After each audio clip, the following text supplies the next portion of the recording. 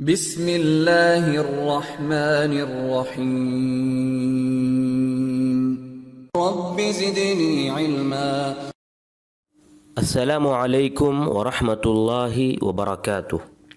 محترم ناظرین، سیر علماء کرام میں آپ کا استقبال ہے اور یہ نمبر ہے سیر علماء کرام کا 108واں نمبر، اور آج کی اس ویڈیو میں ہم معلوم کرتے ہیں امام ثعلبی رحمہ اللہ کے بارے میں مختصر سی زندگی ان کی مختصر سے وقت میں۔ امام ثعلبی رحمہ اللہ، ان کی کنیت ابو اسحاق ہے، احمد بن ابراہیم ثعلبی نیساپوری شافعی مقری، یہ جو ہے مکمل نام ہے لقبوں کے ساتھ۔ یہ اپنی تفسیر سے مشہور ہیں اور وہ تفسیر ثعلبی کے نام سے مشہور ہے۔ اس تفسیر کا اصل نام الکشف والبیان فی تفسیر القرآن ہے، لیکن مشہور ہے تو تفسیر ثعلبی کے نام سے مشہور ہے۔ ان کو ثعلبی بھی کہا جاتا ہے اور ثعالبی بھی کہا جاتا ہے، یہ ان کا لقب ہے۔ ان کی تاریخ ولادت اور جائے ولادت معلوم نہ ہو سکا۔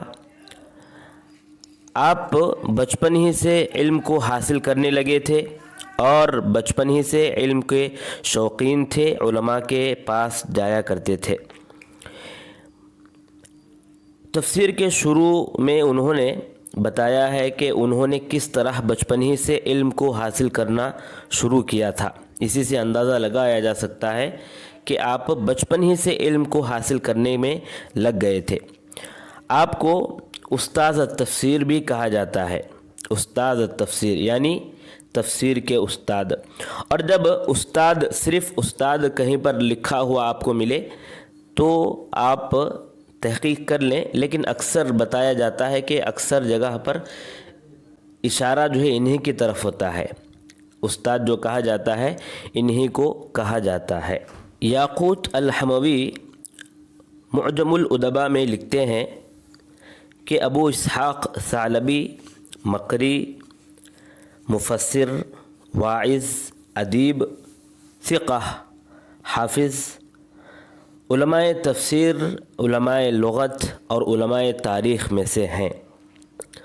بچپن ہی سے علم اور علماء کے شوقین تھے اور علم تفسیر میں خوب محنت کیے تھے، حتیٰ کہ اللہ نے ان کو حق اور باطل کے درمیان فرق کرنے کی صلاحیت دی۔ اہل بدع مفسرین اور اہل حق مفسرین کے درمیان فرق کو پہچانا۔ مفسرین میں بعض اسانید کو ختم کر دیتے تھے اور بعض روایت کو صرف نقل کرتے تھے۔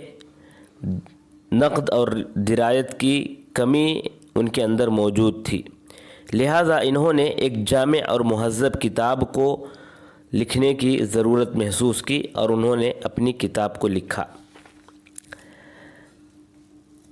آپ کے اساتذہ کا اگر ہم یہاں آپ کے اساتذہ کی بات کریں تو آپ کے اساتذہ میں ابو طاہر محمد بن فضل بن خزیمہ، ابو محمد المخلدی یا المخلدی، ابو بکر ابن ہانی، ابو بکر ابن مہران، یہ جو ہے آپ کے اساتذہ میں چند نام آتے ہیں۔ آپ کے تلامذہ میں ابو الحسن الواحدی، شریحی، ابو معشر الطبری، فراخ رادی، شیرازی، یہ آپ کے تلامذہ میں آتے ہیں۔ ثعلبی متقدمین میں سے ہیں اور قدیم مفسرین میں سے ایک ہیں۔ ان کی تفسیر ایک اہم مصدر کے لحاظ سے مانی جاتی ہے اور ان سے تفسیر لینے کے لیے طلبہ مختلف جگہوں سے آیا کرتے تھے۔ امام ذہبی رحمہ اللہ فرماتے ہیں ان کے متعلق کہ یہ امام ہیں، حافظ ہیں، علامہ، شیخ التفسیر ہیں، زبردست علماء میں سے ہیں۔ وفیات الاعیان میں ان کے متعلق یوں مذکور ہے کہ مشہور مفسر ہیں، اپنے زمانے میں تفسیر کے اعتبار سے یکتا تھے۔ انہوں نے تفسیر کبیر کی تصنیف کی ہے اور ان کی قصص الانبیاء میں کتاب العرائس نام کی ایک کتاب موجود ہے۔ طبقات شافعیہ نامی کتاب میں امام سبکی رحمہ اللہ فرماتے ہیں کہ وہ علم قرآن میں اپنے زمانے میں وحید تھے، اور ان کی تفسیر، ان کی ایک کتاب ہے قصص الانبیاء میں کتاب العرائس۔ عبد الغافر بن اسماعیل الفارسی جو تاریخ نیساپور نامی کتاب کے مؤلف ہیں، وہ فرماتے ہیں کہ وہ صحیح نقل کرتے ہیں اور ثقہ ہیں۔ طبقات شافعیہ میں اثنوی فرماتے ہیں کہ ابن الصلاح اور امام نووی رحمہ اللہ نے آپ کو فقہائے شافعیہ میں شمار کیا ہے، اور وہ لغت اور فقہ کے امام تھے۔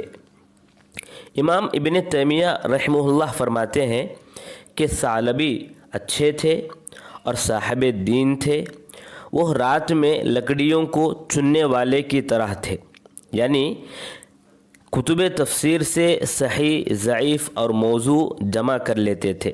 یہ اصل میں کنایا ہے، رات میں لکڑیاں جمع کرنا یعنی بغیر تحقیق کیے، بغیر جو ہے کچھ کیے چیزوں کو جمع کرنا، اس کی طرف جو ہے یہ اشارہ ہے۔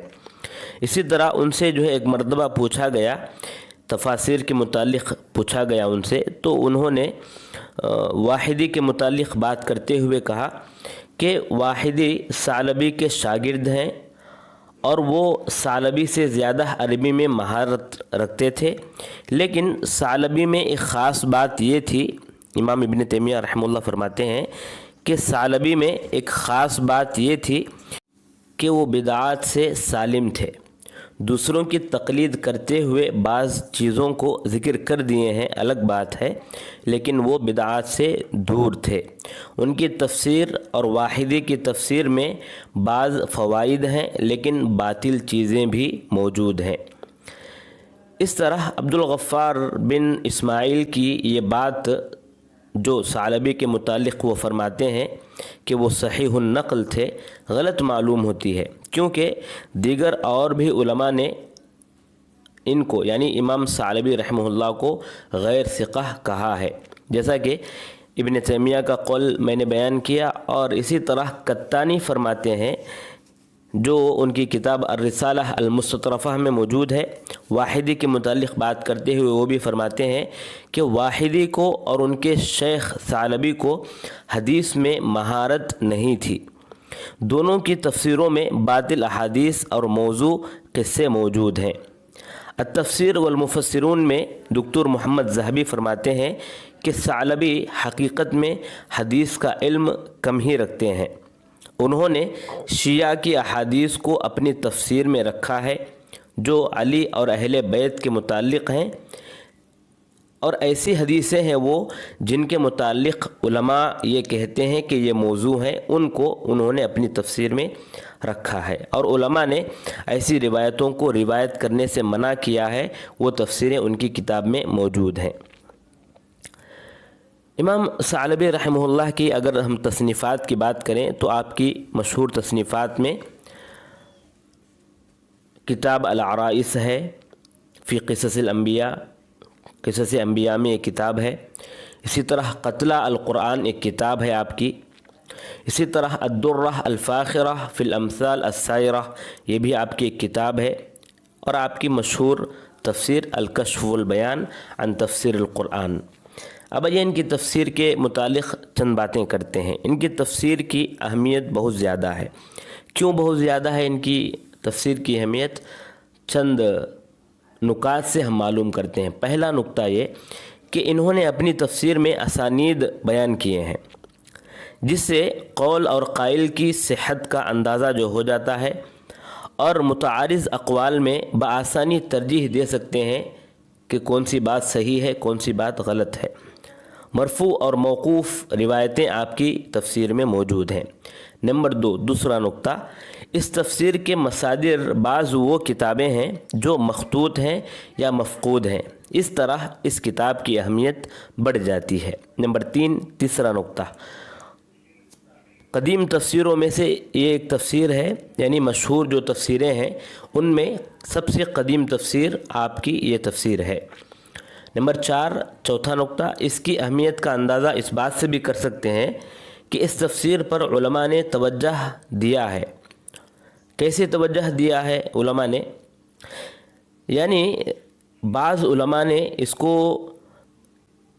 باقاعدہ مختصر، یعنی اس کا جو ہے مختصر کیے ہیں، بعض علماء اس کو جو ہے مختصر کیے ہیں، جیسا کہ تفسیر بغوی معالم التنزیل اسی کی تفسیر کی جو ہے مختصر ہے۔ اسی طرح ابن ابی رندقہ انہوں نے بھی جو ہے اختصار کیا ہے۔ اسی طرح بہزاد ابو محمد بن علی بھی اس تفسیر کو مختصر کیے ہیں۔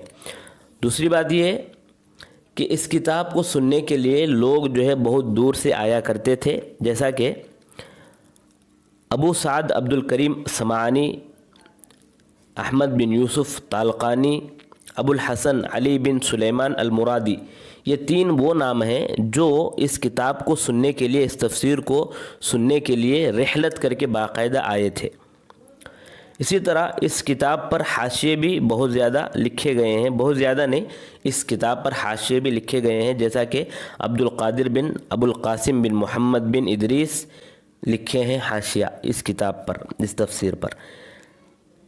اسی طرح اس کتاب کے ساتھ دوسری کتاب کو بھی جمع کیا گیا ہے، جیسا کہ ابن الاثیر رحمہ اللہ نے جمع کیا ہے کہ الانصاف فی الجمع بین الکشف والکشاف تفسیر الثعلبی والزمخشری، یہ جمع کیا گیا ہے تفسیر کشاف اور تفسیر کشف جو ان کی تفسیر ہے۔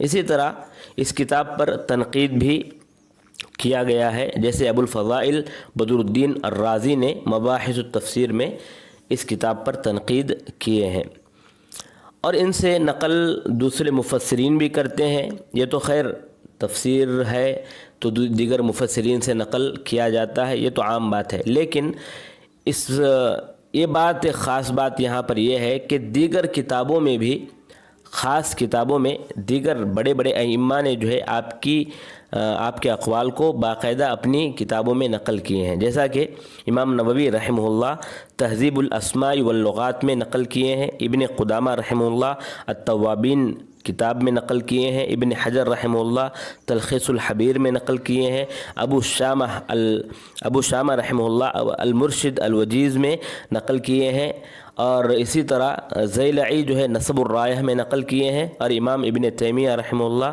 مجموع الفتاوی میں نقل کیے ہیں۔ اب آئیے اس تفسیر کا منہج کیا ہے اس کو جو ہے معلوم کرتے ہیں۔ پہلے یہ سورہ کا نام لکھتے ہیں، سورہ کا نام بیان کرتے ہیں، اور کہاں یہ آیتیں نازل ہوئی، کہاں یہ سورت نازل ہوئی اس کو بیان کرتے ہیں، پھر آیات، کلمات اور حروف کی تعداد بیان کرتے ہیں، پھر اس کے بعد سورہ کی فضیلت میں جو احادیث موجود ہیں اس کو بیان کرتے ہیں، جو آثار موجود ہیں اس کو بیان کرتے ہیں، پھر الگ الگ آیتوں کی تفسیر کرتے ہیں، اور اگر اس طرح کے معنی رکھنے والے اور بھی آیتیں ہیں تو وہاں وہ بھی ذکر کر دیتے ہیں۔ اس کے بعد اقوال صحابہ، تابعین سند کے ساتھ یا بغیر سند کے بھی ذکر کرتے ہیں۔ قراءت ہیں تو قراءت کو بیان کرتے ہیں، شاذ قراءت کو بھی بیان کرتے ہیں۔ نحوی مسائل پر بحث کرتے ہیں اور اس میں اچھی طرح بحث کرتے ہیں۔ لغوی اور اصولی طور پر کلمات کی تشریح کرتے ہیں، شعر سے استشہاد کرتے ہیں، اسرائیلیات بیان کرتے ہیں، لیکن نقد اور اس پر جو ہے کوئی بحث نہیں کرتے۔ ان کی تفسیر کی جو طباعت ہے وہ تحقیق تو کیے ہیں، کرنے والوں نے کیا ہے، لیکن بتاتے ہیں کہ وہ تحقیق جو ہے ایسا کیے ہیں کہ جس کو جو ہے تحقیق کیے ہیں یہ ہم نہیں کہہ سکتے، یعنی بہت سی باتیں جو ہے غلط سلط باتیں شامل کر دی گئی ہیں، اور ایک بات کہیں پر بھی نقل کرتے ہیں، پھر اس کی جو ہے ایک اور کاپی جو ہے ایک دوسرے کا نقل کرتے ہیں، یعنی جو طباعت ہے اس میں اچھے انداز سے تحقیق نہیں کی گئی ہے، خلاصہ اگر کہا جائے تو۔ لہٰذا اس تفسیر کو پڑھنا چاہتے ہیں تو متنبہ ہو کر پڑھیں کہ کہیں جو ہے اس میں کوئی غلط بات نہ ہم لے لیں۔